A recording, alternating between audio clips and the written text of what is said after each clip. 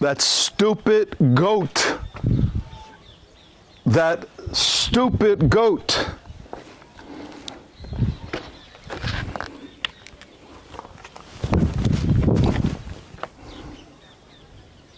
What was that? Something's in that cave. I better go check it out. And in a few days, we will be looking at the cave that stone hit. And that stone hit a jar of pottery that had in it some scrolls. And then there was another cave, and more scrolls. And then another cave, and more scrolls. And then another cave, and more and more and more scrolls.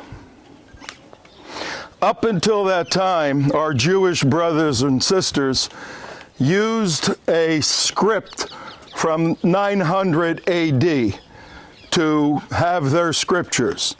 So the earliest text they had was around 900 AD. So all the Hebrew Bibles, all the Christian versions of the Hebrew Bible were rooted in documents dated 900 BC until that stone hit those pottery jars and what is known as the Dead Sea Scrolls were found. We're going to go in the museum and actually see some of the Dead Sea Scrolls. So we are organically living in the moment of 2,000 years ago when a rabbi stood somewhere around here.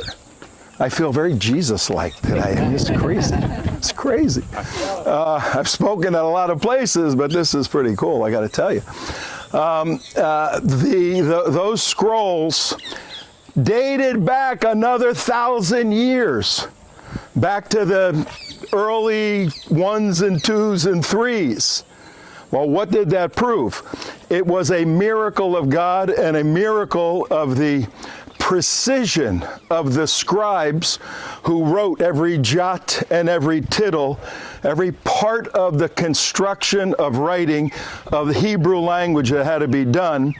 It proved that the book that people are reading in 1948, the Bibles, is exactly the text that was written 2,000 years earlier. Amen. That is a miracle of God, let alone the reconstitution of Israel in 1948. Both of those moved me to give my faith to this rabbi and the other prophecies, obviously, in the Bible.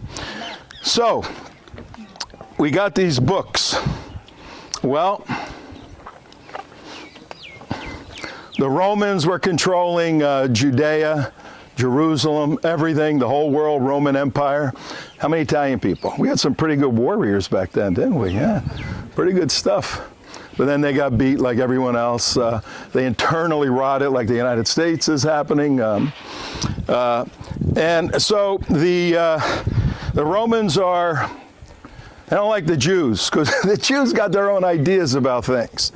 And so there's pressure put on the Jews to conform, and we know the story about that. But in the middle of that comes a young rabbi, 30 years old. And in the book, the New Testament book that relates to this story, in chapter 3, he really starts coming to the public eye, gets baptized by John, and then right away he's up here. And when he came up here, there were thousands of people out there, and his disciples said, probably should take a few moments and say a few things.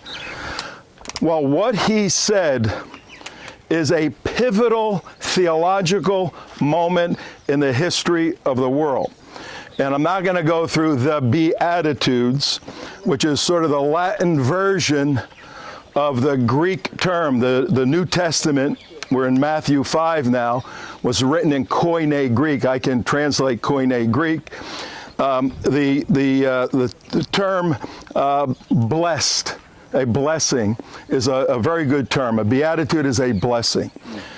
But these blessings, chapters 5, 6, and 7, Matthew 5, they deal not only with the moral code of the obligation of people of faith, but these blessings go into some very controversial things. They go into the Jewish law. Now envision this historically. You got a rabbi, Jewish rabbi, he was trained, he's viewed as a rabbi, and he's now saying, he's talking about the law. What does he have in his hands?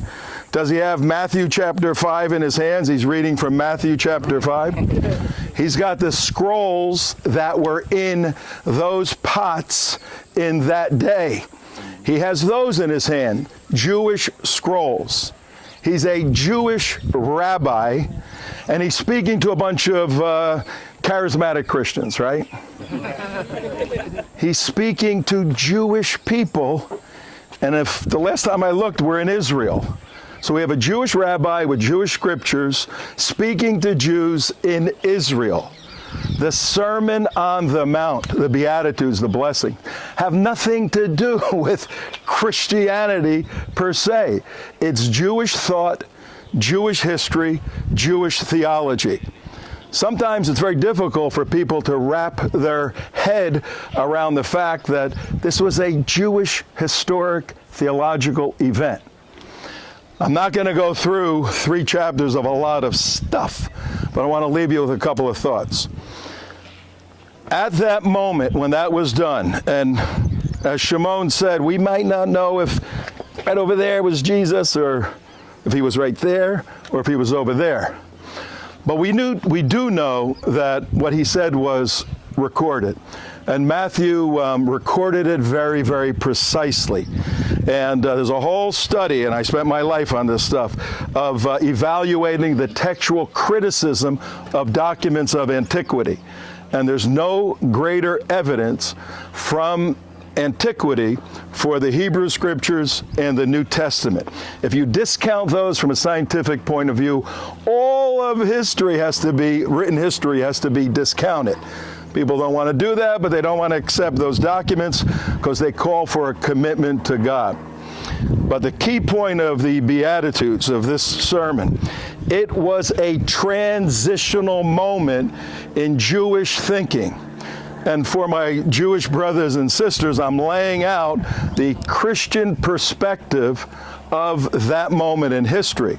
It was a transition from the law, which Jesus was saying, I'm not here to end the law. I'm completing the law. All your sacrifices, all your work, all this stuff, you see that you can't work yourself righteously before God, but it's okay. I'm here as the Lamb who will be sacrificed, whose blood will pay for the sin to reunite that. That's the essence of those 3 chapters. Somewhere, please, on this trip, read those contemplatively. Maybe tonight, not during the cigars or that, not during that time, but somewhere contemplatively, looking at it as a transitional moment where Jesus is saying, okay, the law worked. Now we have to move into grace. Now I'm giving you the opportunity to not be burdened by all of that, live with grace, and then we walk together. Well, that message was not well received because a few years later, we'll walk the Via Dolorosa, where and we'll be at the place where his life came to an end because of that initial transitional moment on this hill. When you go through the Beatitudes, I mean, you can do a theological analysis of almost every word and apply it to your life. But just look at it in a broad sense, taking the major themes. And as I said, there's codes of morality, but there's also the reality of the existence of a hell, and the challenge to move from the law into grace. So it's not just nice stuff to be nice people. It's a significant theological transitional moment in the history of the Judeo-Christian reality. One of the Beatitudes is Matthew 6, verse 25. Basically says, hey, don't worry. You know, we all live with a tremendous amount of worry in our lives, and I guarantee you, if we went through every person here, before you left, you had all kinds of worry about the trip, about everything else, about your life, your kids, your loved ones, your money. Believe me, tremendous amount of worry. But in that Matthew 6:25 area, it says, look at these birds, and they're flying around. Look at the flowers. God dresses the flowers every day. He feeds the birds. Will he not so much care for you if he takes care of those little things? Don't worry about today. Today has enough trouble of its own. Look to get through today and look to tomorrow, basically. When I went to Bible school, I did a degree in law enforcement to go into the FBI, became in a crazy frat house, a born-again Christian, 1972. Then I went to Moody Bible Institute and then Denver Seminary to become a trained apologist, which is what I do. A theologian studies, teaches theology. An apologist adds philosophy and logic to theology and then defends the truth claims of Christianity. When I started my study, we had to do a 5-minute sermon. I didn't know what I was doing. I was a truck driver from New Jersey, basically, and I had to do a 5-minute sermon in Chicago. And I chose that verse, do not worry. And it was the first sermon that I ever preached, and it maybe was the most significant one for me that I ever preached. And what I said, I distilled it into 2 points, the whole concept of not worrying. And to me, it was pretty street smart, common sense. Worrying is sin. If you look at the scriptures, you're not trusting God. If you're allowing the worry and the cares of the world to crush you, you're not allowing God's grace and direction and love to direct your life. So it's sin to worry. So point number 1 of my first sermon was, worry is sin. Then as I looked at it theologically, pretty heady kind of theological analysis, I said, it's pretty stupid to worry, because what is it going to do? So is it going to make you older? Is it going to put hair in your head? Is it going to do this? So my 2 points were, worry is sin and worry is stupid. That was those were the 2 points to my highbrow theological sermon. And you know what? Whenever in my life, just pretty often, I come to situations where I tend to start to worry. I go back to that day in 1975 when I wrote, worry is sin, worry is stupid.